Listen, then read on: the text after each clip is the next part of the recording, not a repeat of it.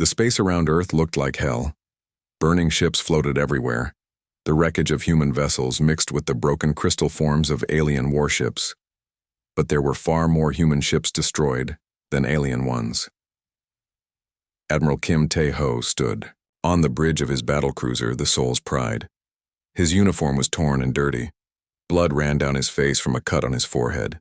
He had been fighting for 3 days straight without sleep. Around him, his crew worked at damaged control panels. Sparks flew from broken wires. The smell of smoke filled the air.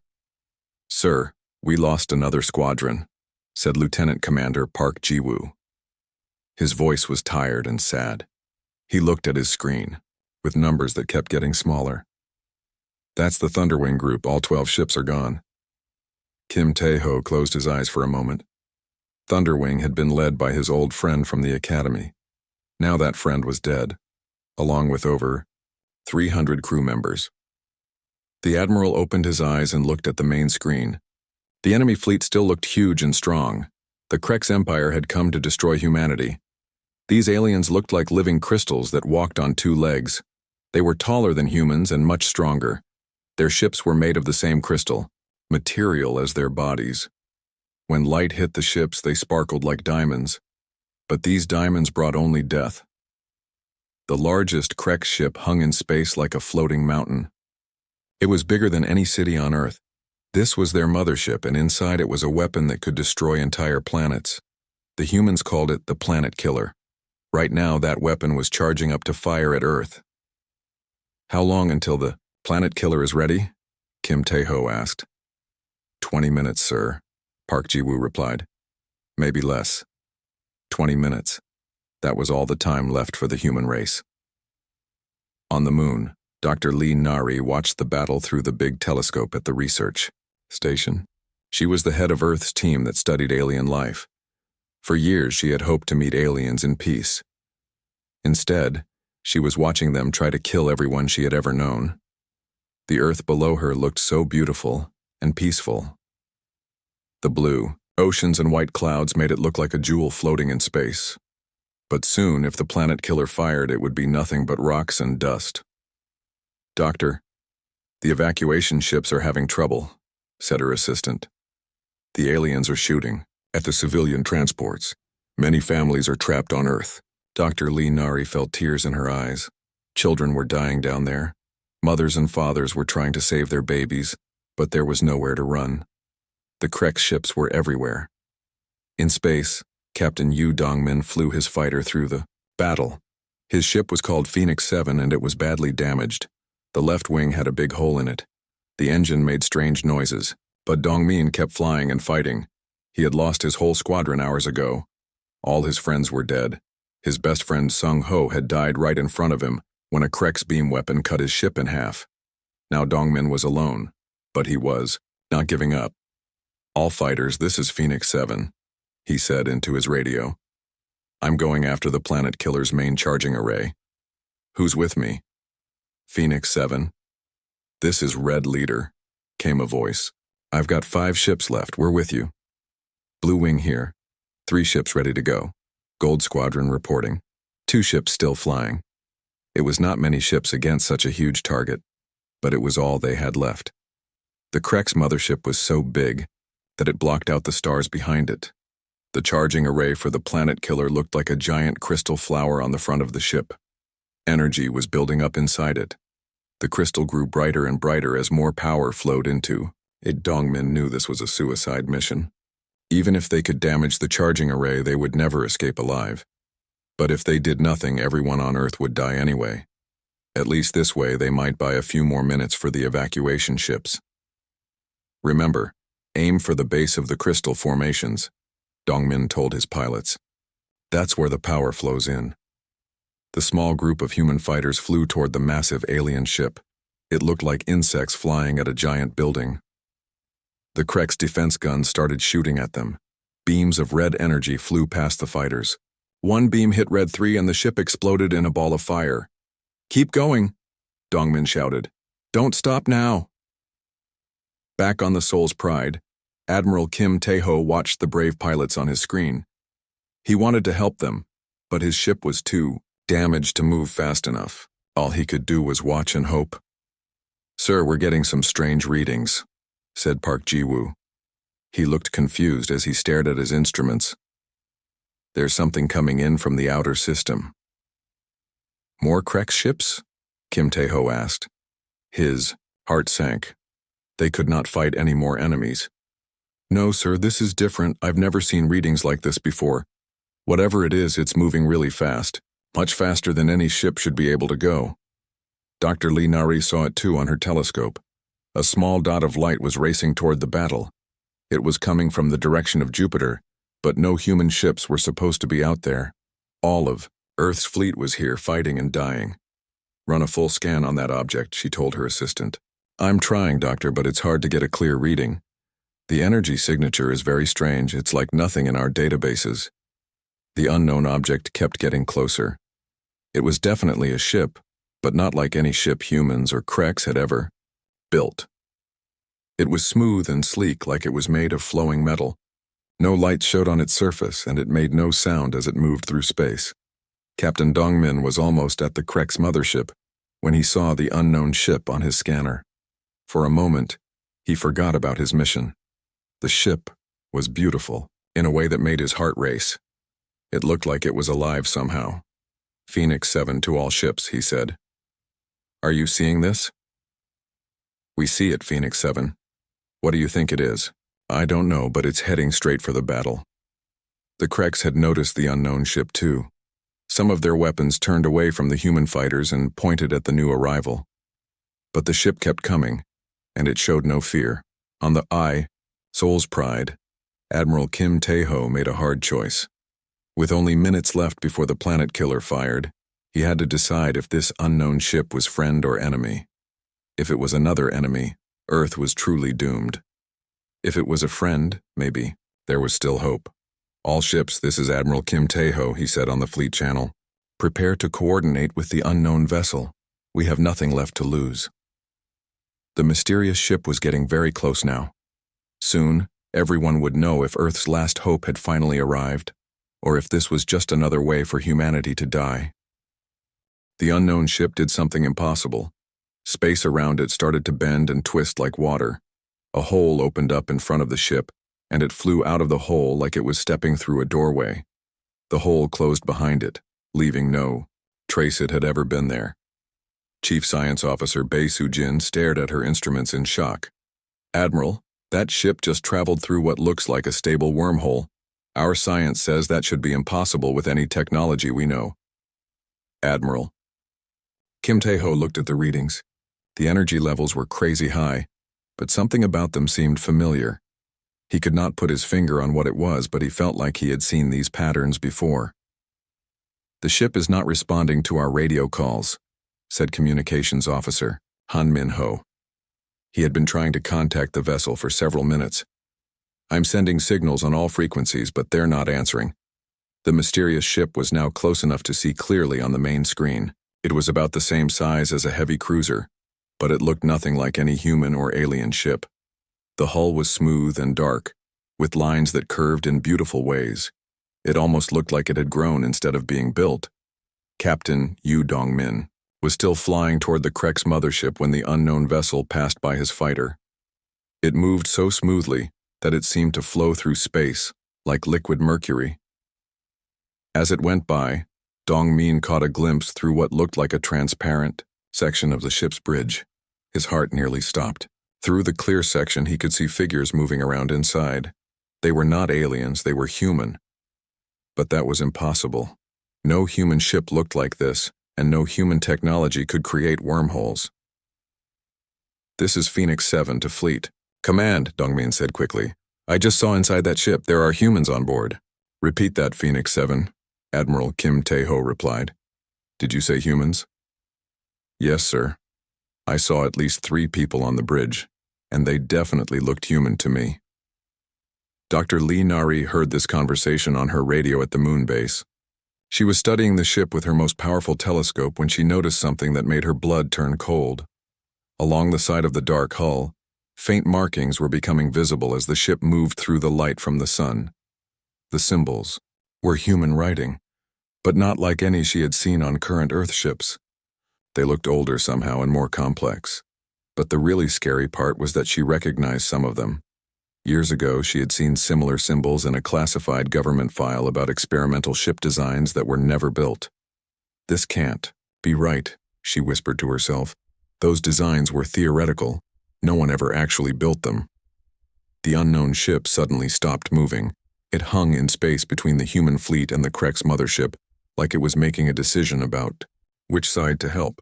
The Krek's weapons were all pointed at it now, ready to fire. Then something amazing happened. The ship's hull began to shimmer and change. Parts of it that had been solid became see-through. Other parts seemed to fade in and out of reality like a ghost. It was like the ship existed in two places at the same time. My instruments are going crazy, Bei Su-jin reported. The ship is showing quantum signatures that should be impossible. It's like it's both there and not there at the same time. The Krek seemed confused too. Their crystal forms were flashing with different colors, which was something they did when they were upset or scared. These aliens had conquered dozens of worlds, but they had never seen anything like this ship before. Admiral Kim Tae-ho was running out of time. The planet-killer weapon was almost fully charged. In just a few minutes it would fire and turn Earth into space dust. He had to make a choice about whether to trust this mysterious vessel. All ships, prepare for emergency battle protocols, he ordered. If that ship is here to help us, we need to be ready to support it. If it's here to finish us off, we'll go down fighting. The unknown ship slowly turned until it was facing the Krek's mothership.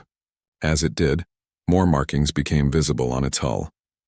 Dr. Lee Na-ri adjusted her telescope to get a better look at them. What she saw made her hands shake. The symbols were definitely human, and now she could read some of them. They were names. Hundreds and hundreds of names carved into the ship's hull.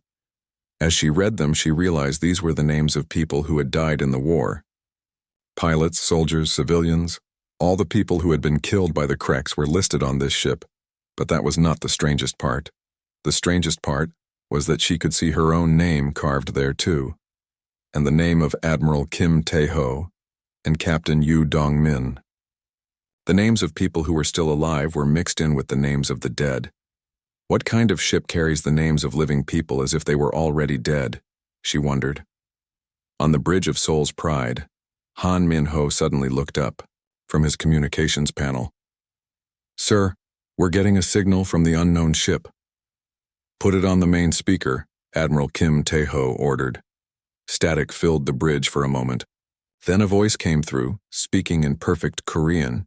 It was a man's voice, calm and strong, but with a sadness in it that seemed very deep. "Earth Defense Fleet, this is Commander Cho Hyun-woo of the vessel Eternal Voyager. We have come to help you, but you must understand that what happens next will change everything." Admiral Kim Tae-ho felt his breath catch. The voice sounded familiar, but he could not place it. "Commander Cho, this is Admiral Kim Tae-ho. We are grateful for any help you can provide. Our planet-killer weapon is about to fire and we have very little time. We know about the weapon, Admiral Kim. We know about all of it. But before we begin, you must understand that our help comes with a price. Not a price you will pay, but a price we have already paid." "I don't understand," Kim Tae-ho replied. "What price?" "The price of existing," Commander Cho said. "But we will explain later. Right now, we need you to coordinate your remaining ships with our battle plan. Captain Yu Dong-min, abort your attack on the charging array. We will handle the mothership." Captain Dong-min was shocked to hear his name called by someone he had never met. "How do you know who I am?" "We know all of you," Commander Cho replied. "Admiral Kim, Dr. Lee Na-ri, Lieutenant Commander Park Ji-woo, all of your brave crew. We know you because we are you, or rather, we are who you would have become if things had been different." Dr. Lee Na-ri was listening to this conversation from the moon. The words made no sense, but something deep in her mind was starting to understand. The ship, the technology, the names of living people carved on the hull as if they were dead. It was all starting to form a picture that was too strange to believe. "Commander Cho," she said into her radio, "are you saying you're from the future?" "Not exactly, Dr. Lee," came the reply. We are from a future that will never happen now. A future where Earth fell, where all of you died, where humanity spent centuries learning how to come back and save itself. The Krex mothership was almost done charging its planet-killer weapon. The crystal array was now so bright it hurt to look at directly, but the Eternal Voyager was moving toward it without fear. All human ships, fall back to minimum safe distance, Commander Cho ordered. What you are about to see will be hard to believe, but do not be afraid. Today, Earth will be saved. As the mysterious ship moved closer to the Krex mothership, its hull began to change again. This time, instead of becoming transparent, it started to multiply. One ship became 2, then 4, then 8. Each new ship looked exactly like the original. Captain Dong Min watched in amazement as dozens of identical ships spread out around the Krex fleet. "How is this possible?" he whispered. "Quantum duplication," Commander Cho explained.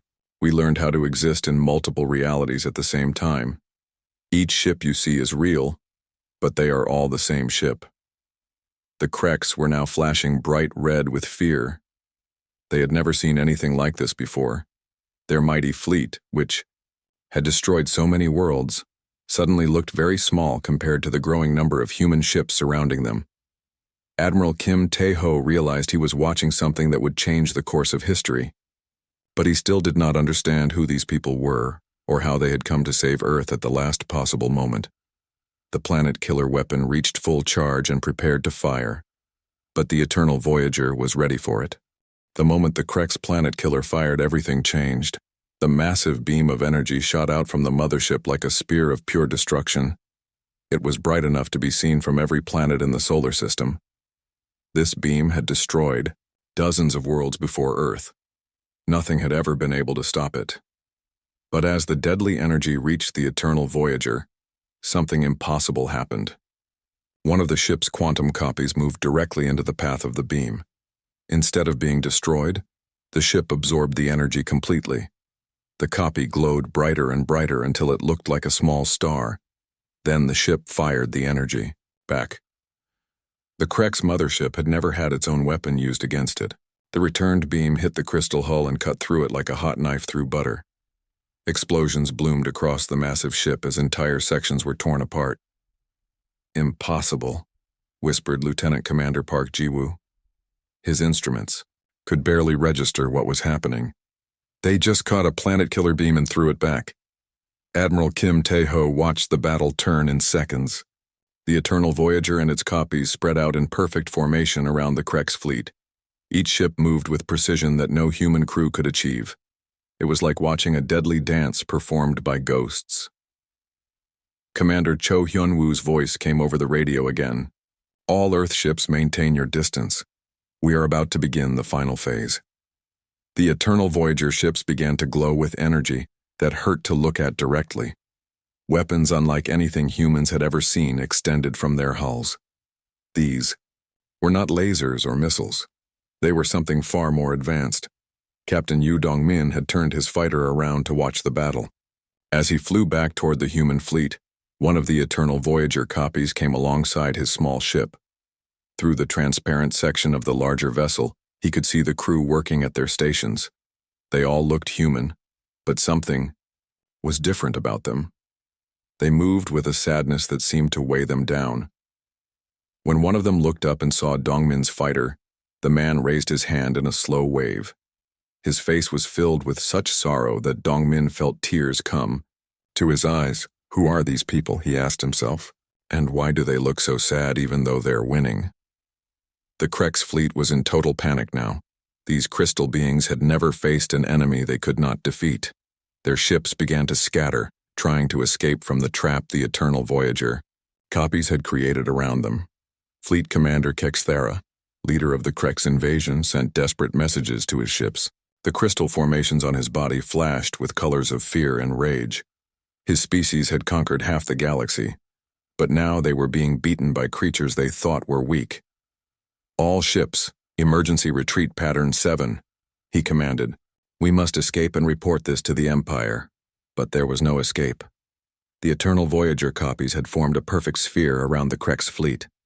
Every time an alien ship tried to break through the line, It was gently but firmly pushed back by energy fields that seemed to bend space itself. Dr. Lee Nari was recording everything from her moon base. As a scientist, she was amazed by the technology she was seeing. As a human being, she was confused by the sadness she could sense from the mysterious ships. "Computer, analyze the quantum signatures of those vessels," she ordered. "Analysis complete," the computer replied. "The signatures are partially familiar. They match patterns found in theoretical human technology research from 70 years ago. However, the advancement level suggests centuries of additional development. 70 years ago. That was when Dr. Lee Nari's grandfather had worked on experimental ship designs for the military. Designs that were never built because they were thought to be impossible. She had seen those old files when she was a student, and some of the symbols on the Eternal Voyager matched drawings from her grandfather's research. But how could a ship based on 70-year-old theories be so advanced that it could defeat the entire Krex Empire? On the Soul's Pride, Bae Soo-jin was getting readings that made no sense. "Admiral, those ships are not just quantum copies. Each one exists in a slightly different version of reality. It's like they're showing us what could have been if history had been different." Admiral Kim Tae-ho was beginning to understand something terrible. "Commander Cho, are you telling us that in your version of history we lost this battle?" "Yes, Admiral Kim," came the sad reply.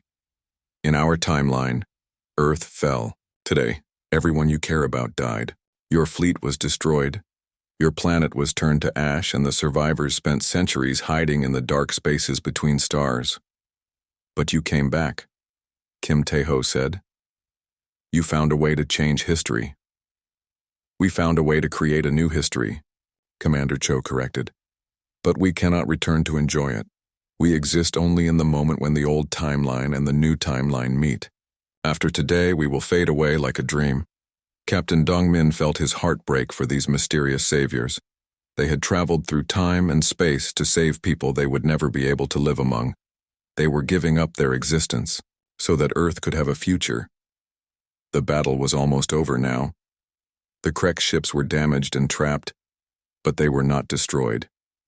The Eternal Voyager copies could have wiped them out easily, but they seemed to be waiting for something.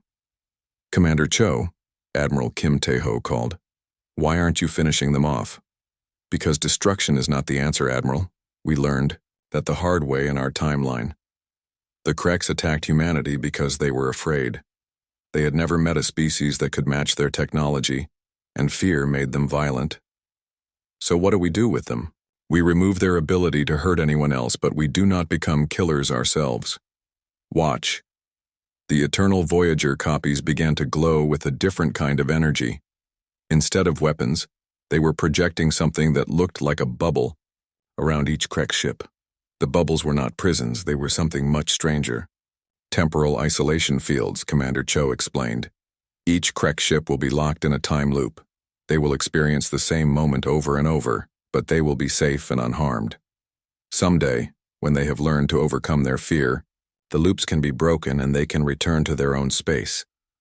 Dr. Lee Nari realized what was happening. Instead of committing genocide, these future humans were giving their enemies a chance to become better.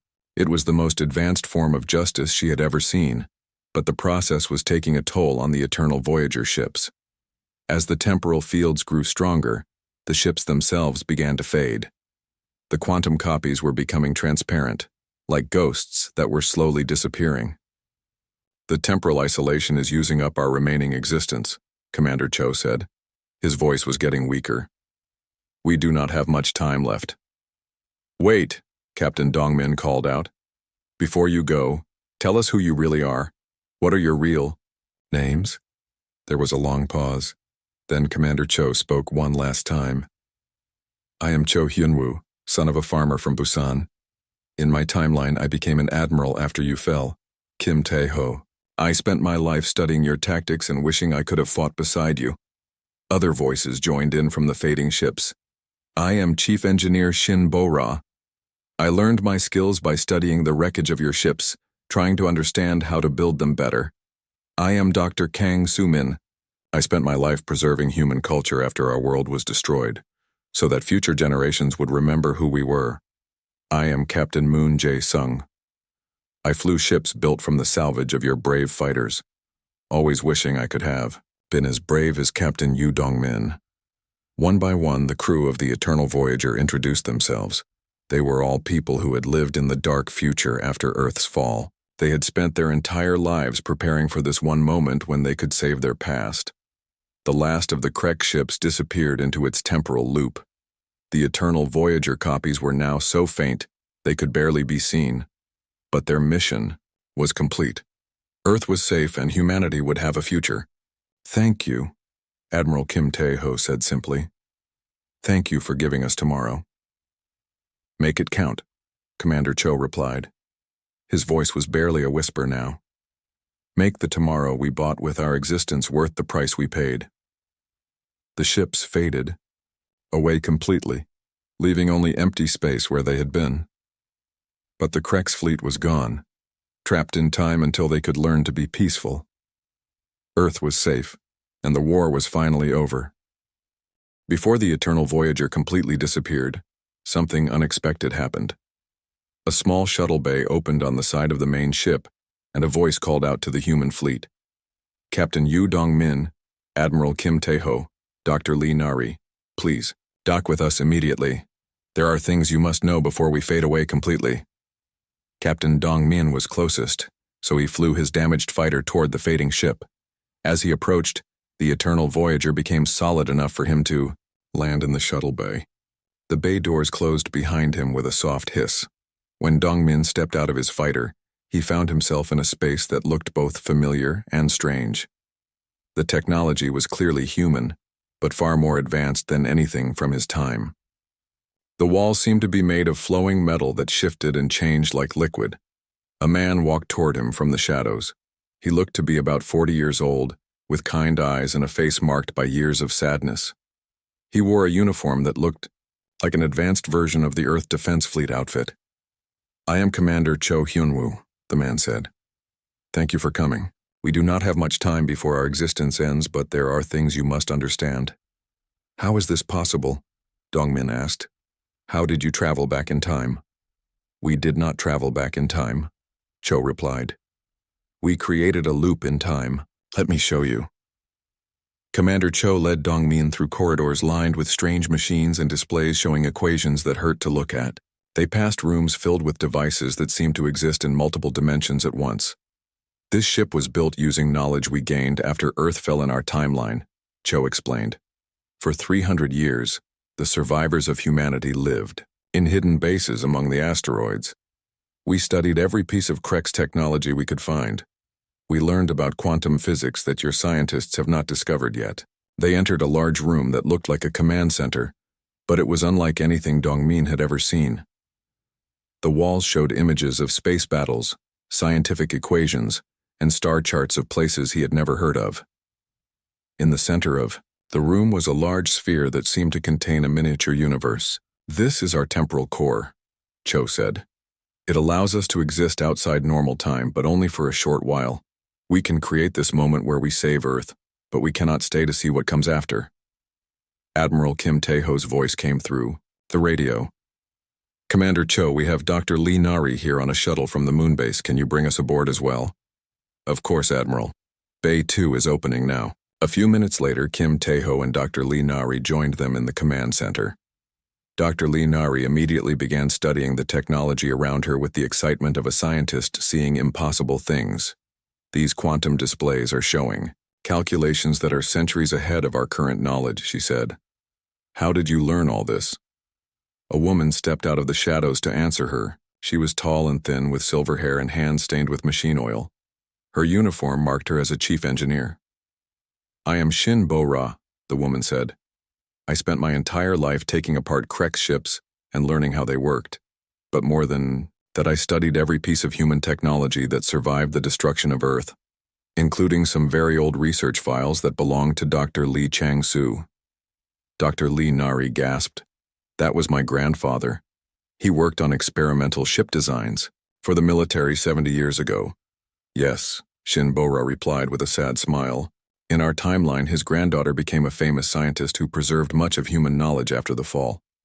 She left clues for us to find, knowing that someday we would need them to come back and save the past. You mean I left clues? For myself? Dr. Linari asked, confused. Not you, Shinbora said. The you from our timeline. She died when Earth fell. But before she died, she created a message system that survived in quantum fluctuations. She told us how to build this ship and how to create the time loop. Admiral Kim Tae-ho was trying to understand what all this meant. So you're saying that in your timeline we failed to stop the cracks and everyone died? Not just died, Commander Cho said quietly. Suffered. The cracks did not just destroy Earth quickly. They spent months breaking our defenses piece by piece. Billions of people died slowly and painfully. The survivors lived in fear for centuries. Captain Dongmin felt sick thinking about it. How many people survived? In the end, maybe 10,000 humans in the entire galaxy. We lived like rats, hiding in the dark spaces between stars, always running, always afraid. Another person stepped forward from the shadows. This was a younger man who looked like he might have been a pilot. His uniform was worn and patched in many places. I am Captain Moon Jae-sung, he said. I flew fighters built from scraps of metal salvaged from battles like this one. I studied records of your flying, Captain Dongmin. You were a legend among the pilots who came after. But I'm nobody special, Dongmin protested. I just do what I have to do. That is exactly why you became a legend, Moon replied. You did what you had to do even when it seemed hopeless. That spirit kept humanity alive through the dark years. Dr. Lee Nari was studying the star charts on the walls. She noticed something strange about them. These charts show the galaxy as it exists now, but also as it could exist in the future. It's like you can see multiple possibilities all at once. That is exactly what we see, Shinbora explained. This ship exists at the point where timelines split. We can see the dark future we came from and we can see the bright future we are creating for you, but we cannot exist in either one for long. Why not? Kim Tae-ho asked. If you can travel through time, why can't you stay and help us build this better future? Commander Cho walked over to a control panel and touched it. The room filled with images showing two different versions of history. One showed Earth in flames and humans running in fear. The other showed Earth peaceful and humans exploring the stars.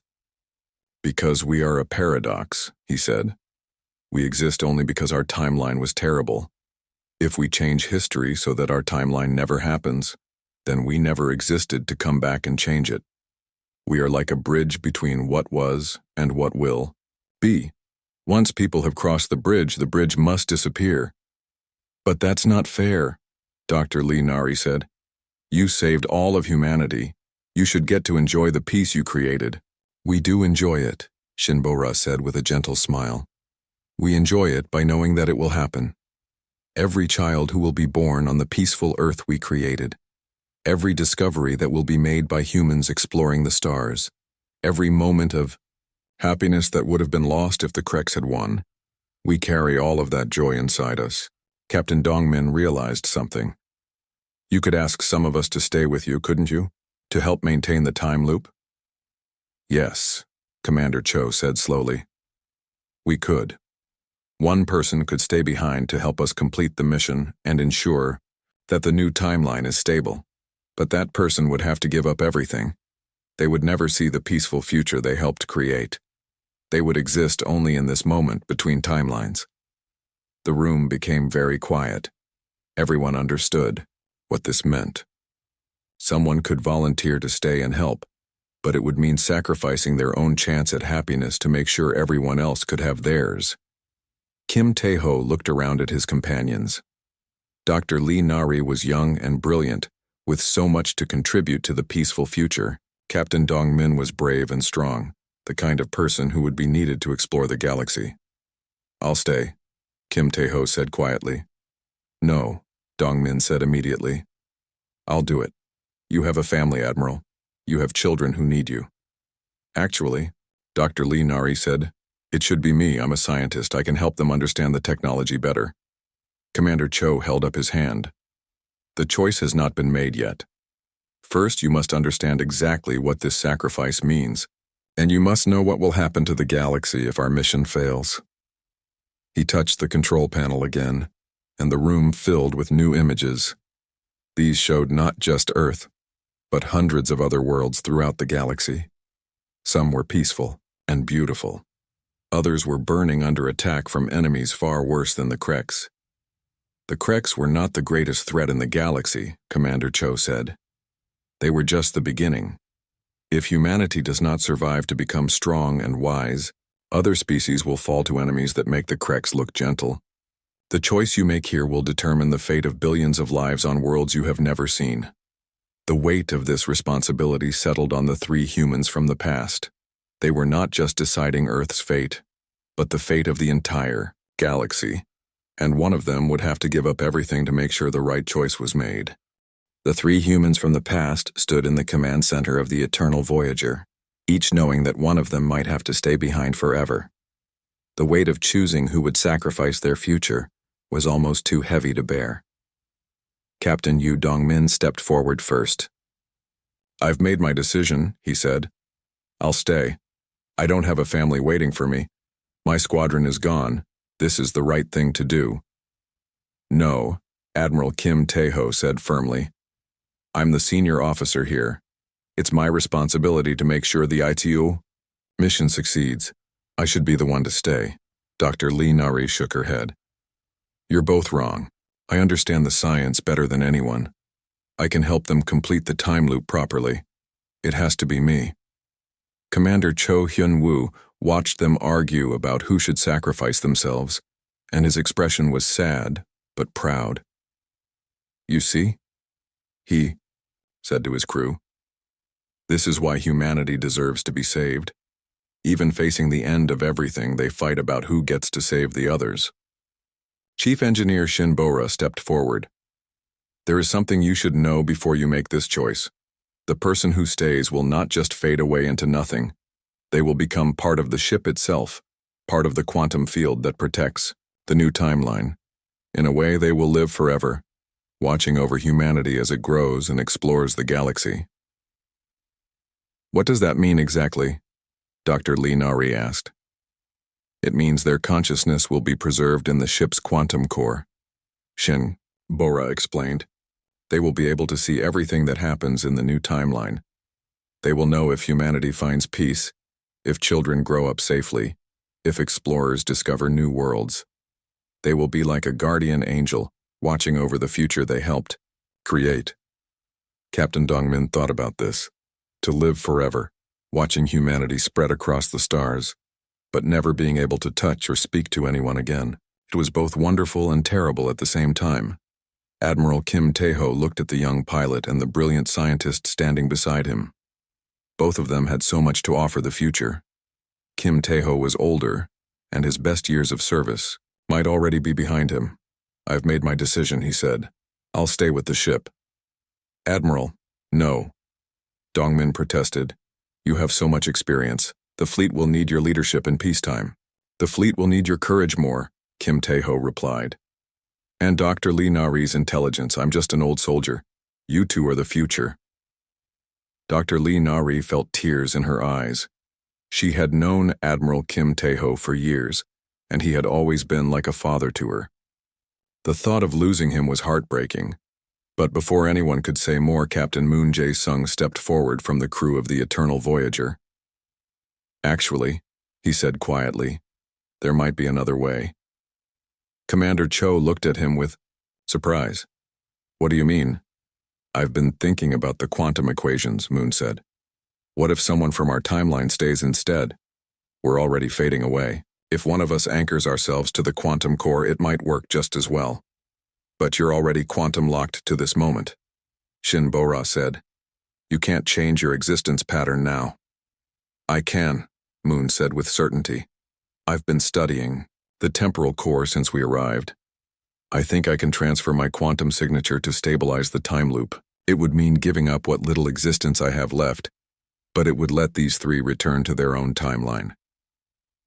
Commander Cho stared at his pilot. "Moon, if you do that, you won't just fade away peacefully like the rest of us. You'll be trapped in the quantum core forever, completely alone. No, Moon said with a small smile. I'll be watching over the future. I'll see humanity explore the galaxy. I'll see children playing on worlds that haven't been discovered yet. I'll never be alone as long as humanity exists. Captain Dongmin felt a deep respect for this man from the future, who was willing to sacrifice everything for people he had never met. Why would you do this for us? Because you inspired me, Moon replied. In my timeline after Earth fell, we found recordings of your battles. Your courage kept hope alive for 300 years. The least I can do is return the favor. Be the Xiao. Ship began to shake slightly. Commander Cho checked the readings on his instruments. We're running out of time, he said. The quantum field is destabilizing. We need to make this decision now. Moon walked over to the temporal core in the center of the room. The sphere containing the miniature universe pulsed with energy that seemed alive. I can do this, he said. I can anchor myself to the core and maintain the time loop. But I need to start the process immediately. Admiral Kim Tae-ho stepped forward and saluted the brave pilot. Captain Moon, on behalf of all humanity, thank you for your sacrifice, Doctor. Lee Nari wiped away her tears. We won't forget what you're doing for us. Just make sure the future is worth it, Moon said. Make sure children get to grow up in peace. Make sure humans explore the stars with kindness, not conquest. Make sure the galaxy becomes a better place. Captain Dongmin nodded solemnly. We promise. Moon placed his hands on the temporal core, and immediately the sphere began to glow brighter. Energy flowed from his body into the quantum field. As it did, the rest of the Eternal Voyager crew began to fade more rapidly. The time loop is stabilizing, Shin Bo-Ra reported. But we need to send you back to your ships immediately. The quantum field won't be able to maintain your existence here much longer. Commander Cho activated the shuttle bay controls. Go now, he said. Live well. Live freely. Make the future beautiful. The three humans from the past quickly made their way back to the shuttle bay. As they reached their ships, they could see Captain Moon through the transparent section of the command center. He was standing with his hands on the glowing sphere, his body beginning to merge with the quantum energy. But he was smiling. As they launched from the Eternal Voyager, the ship began to fade completely. The quantum copies that had defeated the Krex fleet were becoming transparent. Soon there would be no trace that any of them had ever existed, except for the changes they had made to history itself. Captain Dongmin was the last to see the ship disappear. As it faded from view, he could swear he heard Captain Moon's voice one last time. Fly well, brother. The galaxy is waiting for you. Then the Eternal Voyager was gone, taking its crew of heroes back into the space between moments. But the effects of their visit were already spreading through time. Admiral Kim Tae-ho found himself back on the bridge of Seoul's Pride, but everything was different. The battle was over, but it had never happened. The Krex fleet was nowhere to be seen. Earth hung peacefully in space, unmarked by war. Admiral, Lieutenant Commander Park Ji-woo said, looking confused. We're receiving a priority message from Earth Command. They want to know why we launched the entire fleet for training exercises. Training exercises? Kim Tae-ho asked, though he was beginning to understand. Yes, sir. Today's war games were scheduled to test our readiness against a simulated alien invasion. But there are no aliens anywhere in the system. Kim Tae-ho looked around his bridge. His crew seemed puzzled but unharmed. The damage from the battle was gone. The ships that had been destroyed were now safely docked at space stations around Earth. Only he remembered the original timeline. On the moon, Dr. Lee Nari was studying readings from her instruments that showed impossible quantum signatures in deep space. Her assistant was confused by the data, but Dr. Lee Nari understood. These were the footprints left by the Eternal Voyager, proof that heroes from the future had come to save the past. Hidden in the quantum fluctuations, she found a message. It contained blueprints for technologies that would advance humanity by thousands of years. Medical devices that could cure any disease. Engines that could travel between stars in days instead of centuries. Communication systems that could connect minds across galaxies. But the message also contained a warning.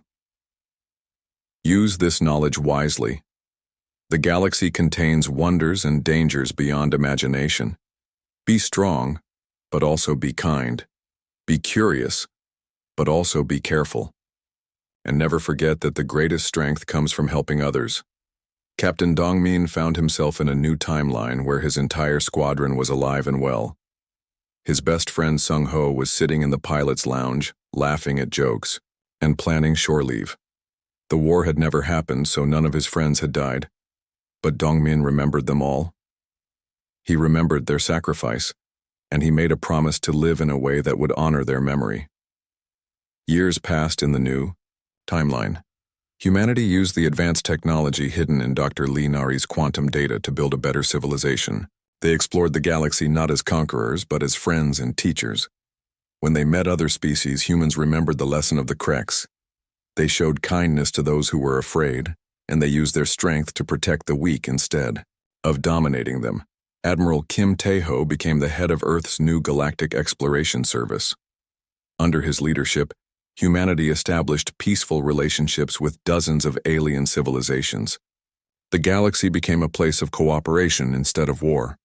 Dr. Lee Nari founded the Institute for Quantum Sciences, where she trained new generations of scientists to use advanced technology responsibly. Her students learned not just how to build amazing devices, but when and why they should be used. Captain Dongmin became an explorer, leading expeditions to distant worlds. Everywhere he went, he carried the memory of Captain Moon and the other heroes of the Eternal Voyager.